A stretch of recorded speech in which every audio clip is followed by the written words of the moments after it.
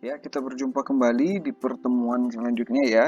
Ya, kita lanjutkan saja pembahasan kita yang lalu berkaitan tentang usaha dan pesawat sederhana.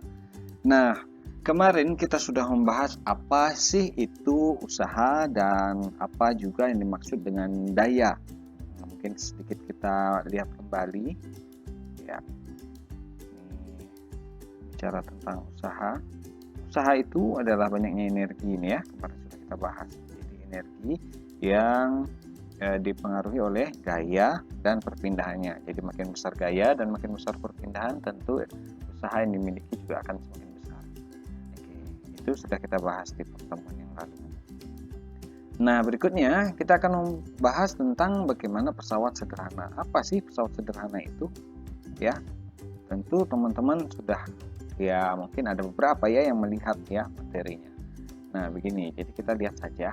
Nah, dari pengertiannya, pesawat sederhana itu adalah alat yang digunakan untuk mempermudah pekerjaan manusia.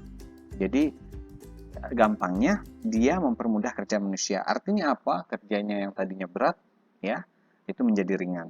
Nah, kalau dalam fisisnya, maka kita bisa mengartikan bahwa yang tadinya kita membutuhkan gaya yang besar, maka kita hanya membutuhkan gaya yang kecil untuk melakukan atau melakukan kerja atau usaha, gitu ya. Nah, ada beberapa alat yang bisa dipakai atau sebagai pesawat sederhana, ya. Nah, alat itu apa saja? Nah, di sini ada katrol, bidang miring, pengungkit, dan roda berporos, ya. Nanti masing-masing coba kita lihat bentuknya kayak apa.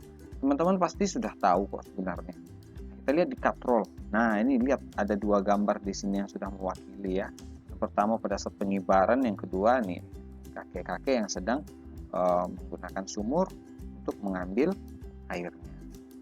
Nah, kalau pada saat pengibaran bendera ya, pada bagian atas dari tiang bendera itu ya untuk menderek tali supaya bendera bisa naik ke atas, ya kan?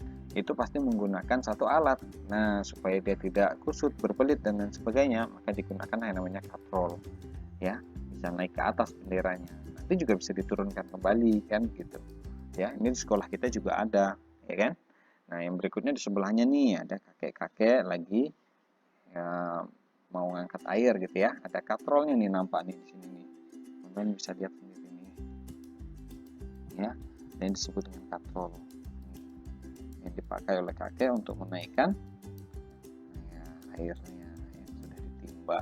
Ya, tapi sekarang ya kita yang ada di sini mungkin sudah agak jarang ya menemukan sumur seperti ini. Alhamdulillah untuk lingkungan kita ya, kita sudah menggunakan air ya PDAM ya. Itu nyaman sekali ya, tinggal buka keran airnya ngalir. Nah, coba kalau dulu waktu belum ada itu suplai air, wah setiap hari ya saya pribadi juga mengalami itu sumur di rumah sampai dua itu. Saya masih ingat betul ya. Jadi teman-teman harus banyak bersyukur ya, jangan lupa atas kemudahan-kemudahan yang sudah ada. Nah, oke, kita coba bahas lanjutannya. Uh, Sebenarnya bentuknya kayak gimana sih? Nah, ini kalau cara gambarannya gini ya. Ini katrol yang pertama namanya katrol tetap. Artinya katrolnya tidak bergerak, tetap nempel di atas. Ya, ada yang menempelkannya dengan bagian atas ini ya.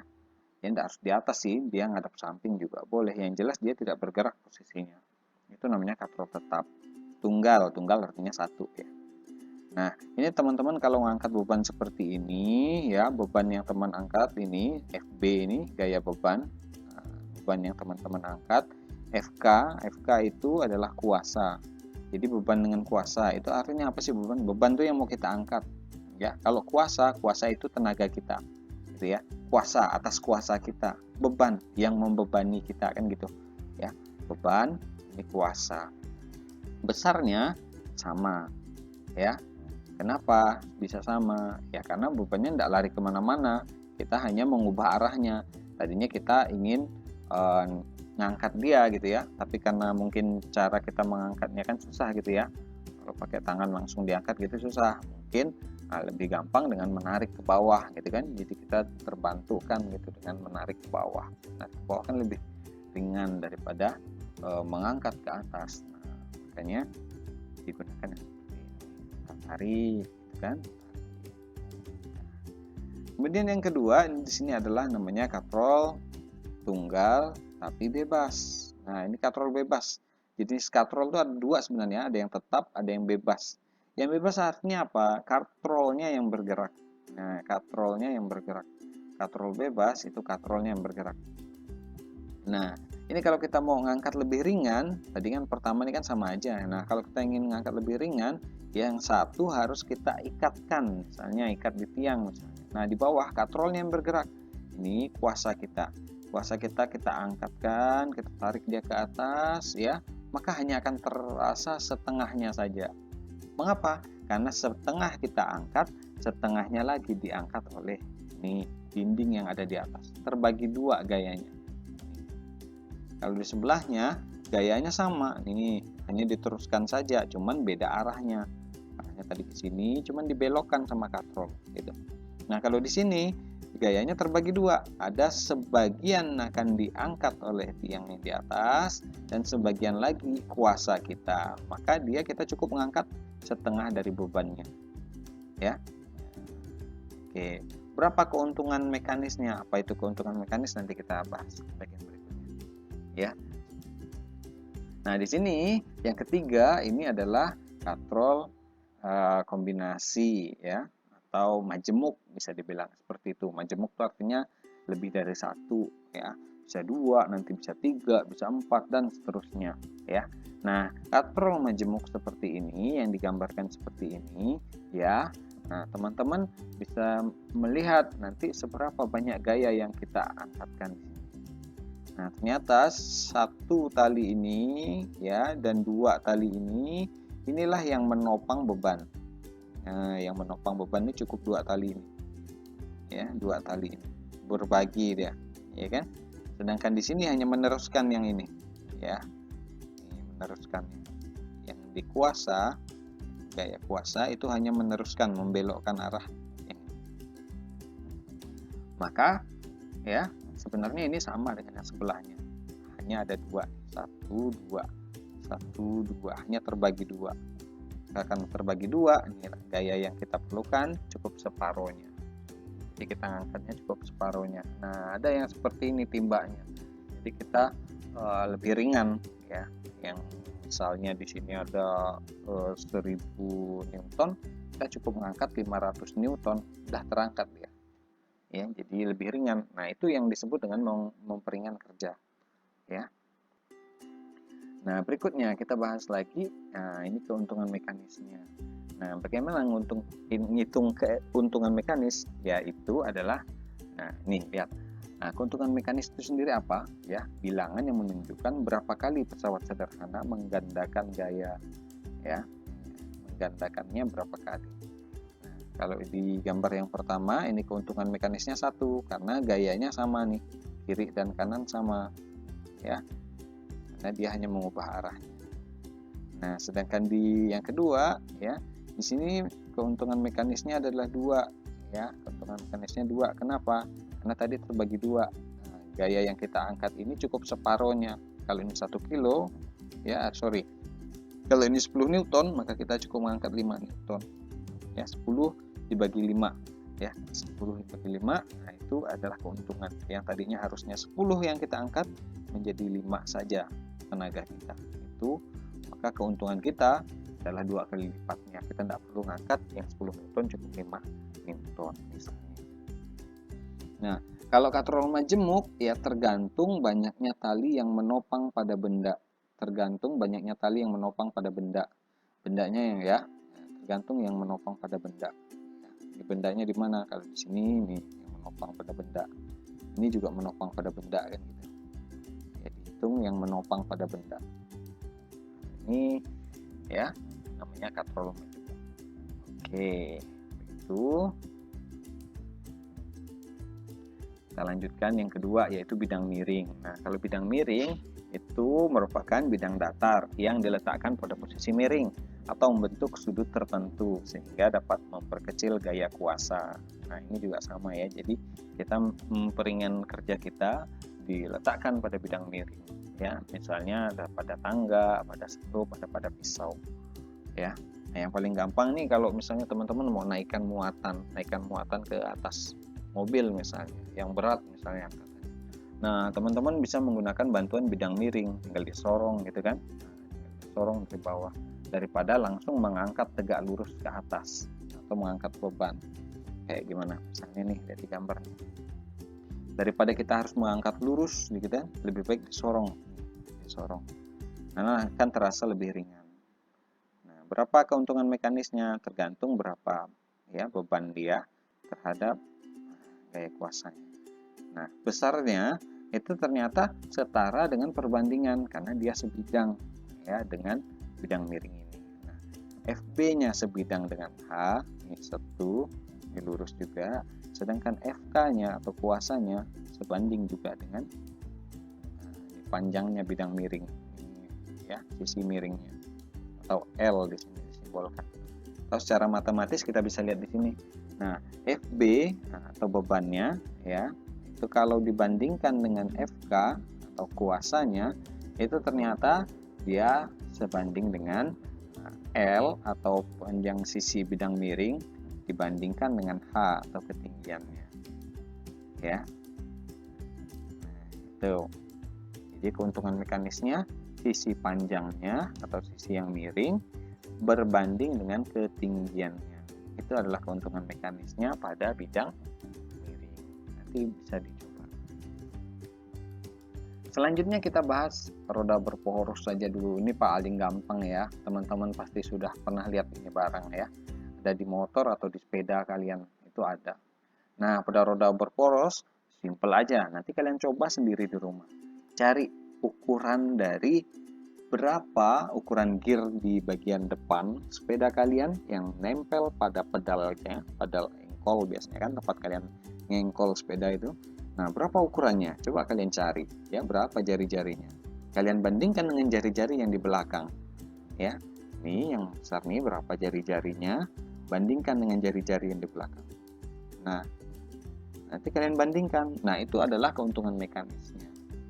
Atau kalian mau membandingkan ini jumlah gearnya nih atau jumlah giginya ya, 1, 2, 3, 4. Nanti dihitung nih di sepeda kalian. Yang di belakang berapa? Nah, ya kan? Ini ternyata 1 kali putar gearnya itu menempuh berapa gitu ya, berapa kali gitu. 1 kali putar.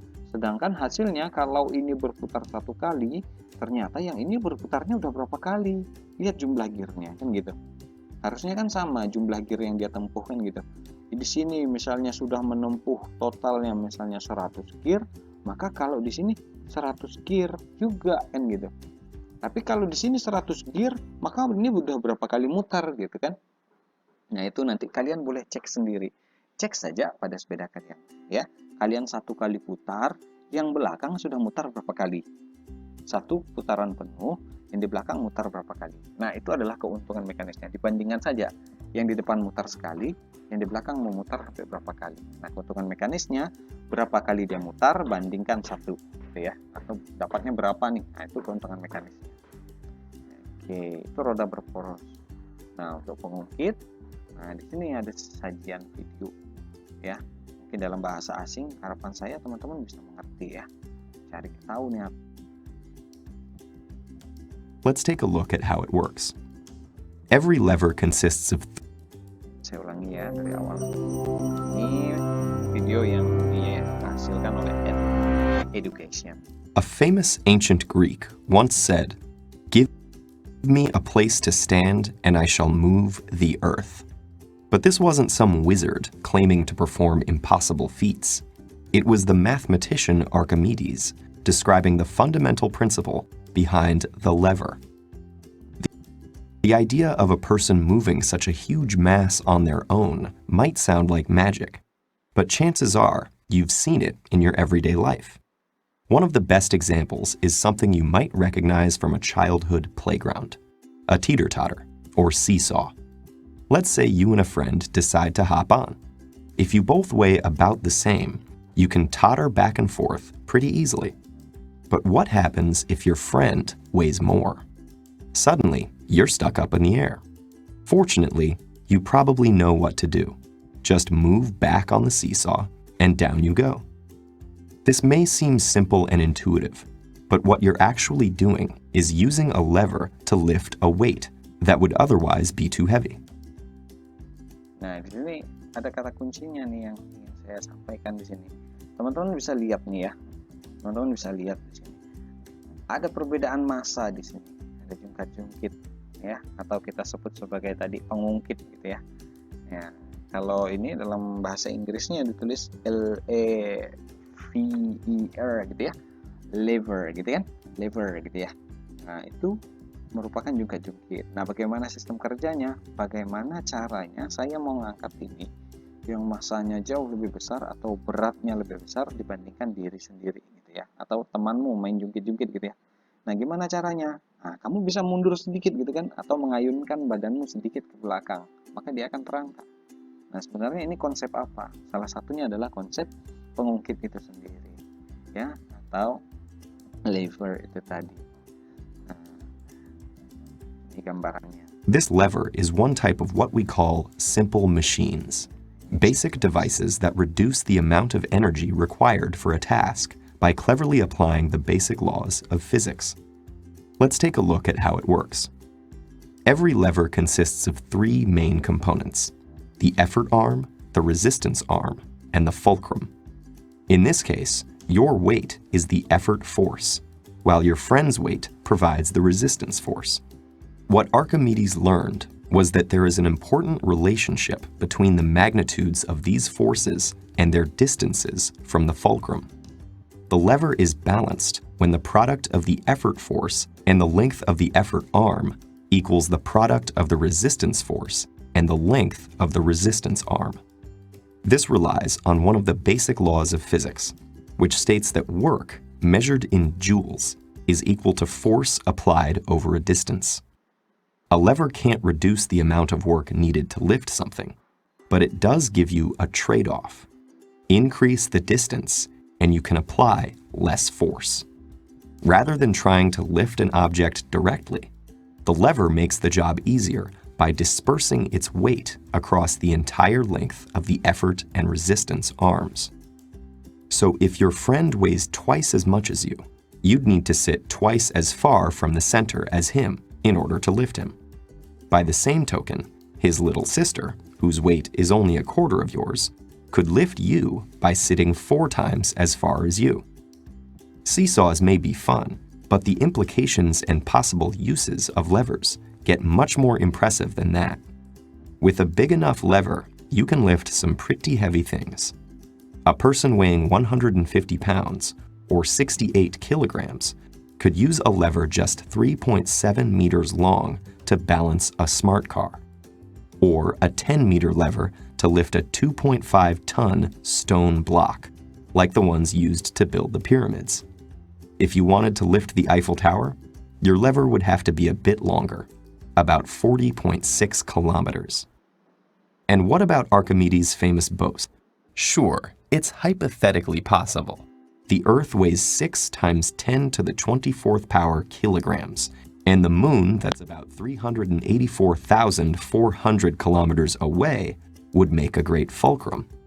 So all you'd need to lift the Earth is a lever with a length of about a quadrillion light years, 1.5 billion times the distance to the Andromeda Galaxy, and of course a place to stand so you can use it. So for such a simple machine, the lever is capable of some pretty amazing things. And the basic elements of levers and other simple machines are found all around us in the various instruments and tools that we and even some other animals use to increase our chances of survival, or just make our lives easier. After all, it's the mathematical principles behind these devices that make the world go round.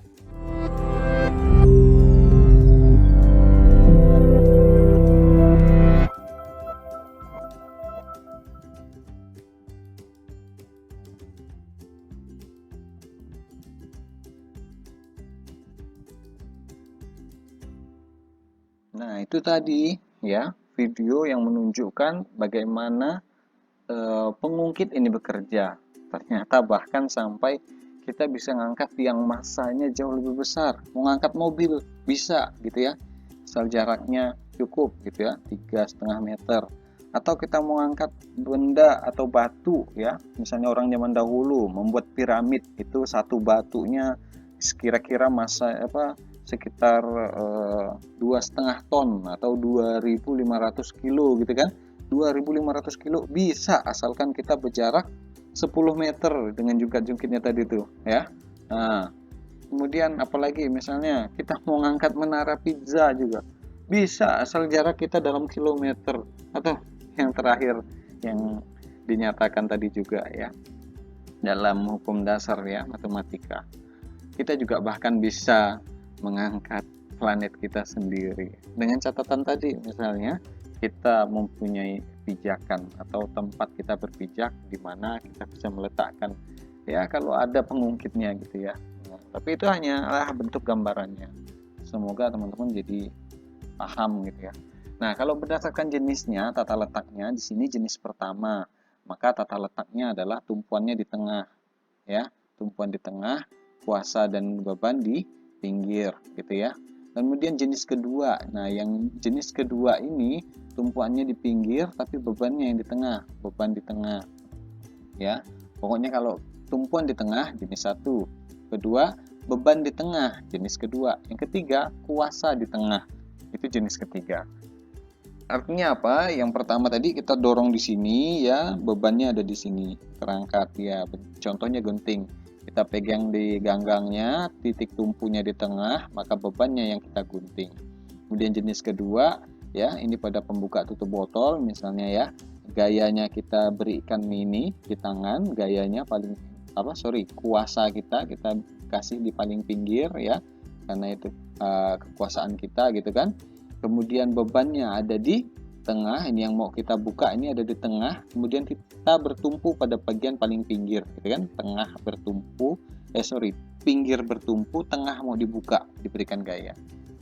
Itu jenis kedua. Dan jenis ketiga, kita kasih kuasa kita di tengahnya ya, kita jepit itu kan pegangnya di tengah, tidak mungkin kita jepit pegangnya di pinggir gitu ya, tidak ada yang kejepit gitu ya, pegangnya di tengah, pegang di tengah, kuasa kita di tengah. Di sini ada beban yang kita mau jepit gitu kan. Nah, di sini ada tumpuannya. Nih, tumpuannya pokoknya di pinggir. Ini kebalik ya sebenarnya. Tumpuannya harusnya di paling pinggir sini gitu kalau sesuai dengan gambar. Ini tumpuan, ini kuasa, ini beban. Yang jelas kuasa di tengah, beban di tengah, tumpu di tengah. Itu perbedaan dari tiga jenis ini. Cukup simpel. Nah, kalau pada prakteknya pada manusia, kita bisa lihat gambar di sini yang A itu ya. Nah, di sini ada kuasa. Kuasa itu artinya tempat di mana yang balance antara kuasa kita dengan beban kita. Lengan kuasa ini artinya yang bagian yang bekerja di sini. Kemudian lengan beban. Oke ya. Nah, ini penumpunya. Ini bisa dilihat di gambar kedua. Ada titik tumpunya, titik tumpu, dan kuasanya ada di tengah, bebannya di paling pinggir ya. Baiklah, itu tadi ya materi yang bisa saya sampaikan ya, khususnya tentang pesawat sederhana ya. Nanti saya punya ya sedikit tugas ya. Nah, tolong coba kalian cari terjemahan dari video yang saya berikan tadi ya. Nanti untuk linknya kalian bisa cari saja ya. Nah, ini videonya tadi sudah ada ya, cari saja nanti sesuai dengan judulnya di sana, punyanya TED Education ya. Nah, itu saja dari saya. Sekian, terima kasih atas perhatiannya. Jangan lupa untuk selalu jaga kesehatan dan jaga jarak, jangan keluar apabila tidak terlalu penting ya. Sampai jumpa. Assalamualaikum warahmatullahi wabarakatuh. Selamat bersenang-senang.